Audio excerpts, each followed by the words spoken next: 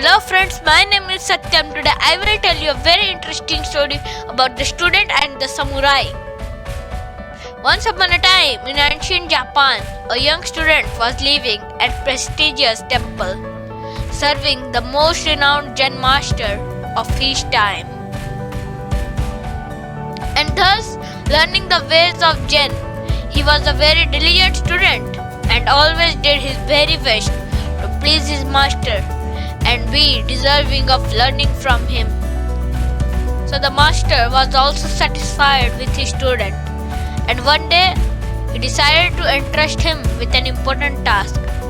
He had the young monk come to him, and while handing him a script roll, he spoke, "Take this letter and bring it to its recipient in the city of Kyoto as fast as possible.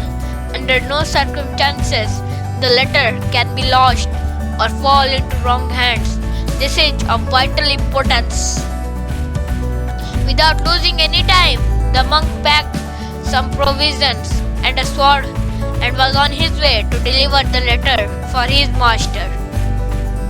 He traveled swiftly for some time until he reached a river with a narrow bridge across it. But on the bridge stood a samurai who had sworn to challenge the first 100 men who would have tried to cross it to a sword fight. He had already killed 99, and he was eager to complete his task by killing the young monk as well. "You have stepped on this bridge. Now you have to fight me. Prepare to die," he shouted out to the terrified monk.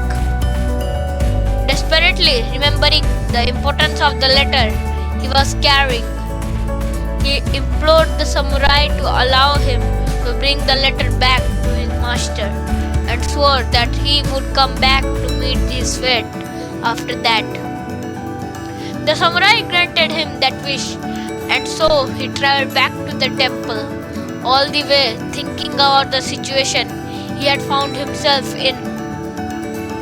Once at the temple, he immediately went to his master and told him what had happened, in hopes that he would help him. But the master only said, "There is no way you can beat the samurai in a sword fight, so I will tell you the best way to meet your death. When you reach the bridge, lift your sword and close your eyes. Then stand still and wait. When you feel something cold touching your skull, that would be death."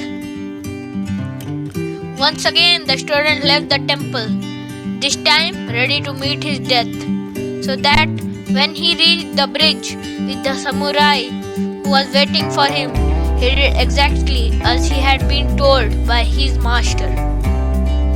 He lifted his sword over his head, closed his eyes, and waited for the cold touch of death.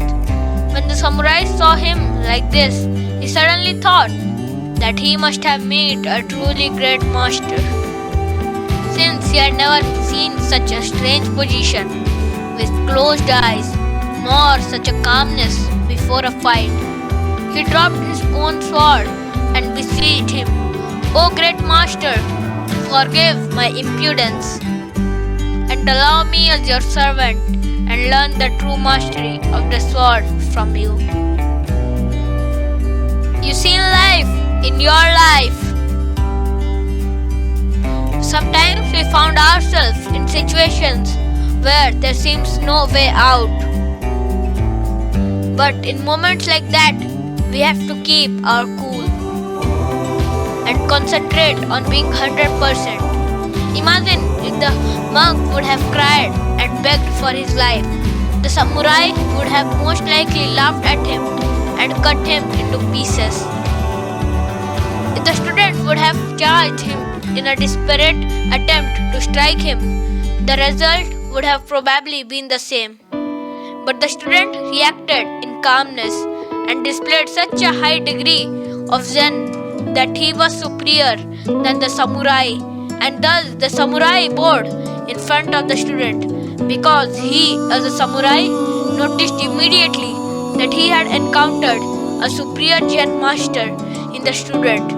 So, no matter how bad the situation may be, no matter how hopeless it may seem, remember the story of the student and close your eyes and be calm, and the samurai will bow in front of you too.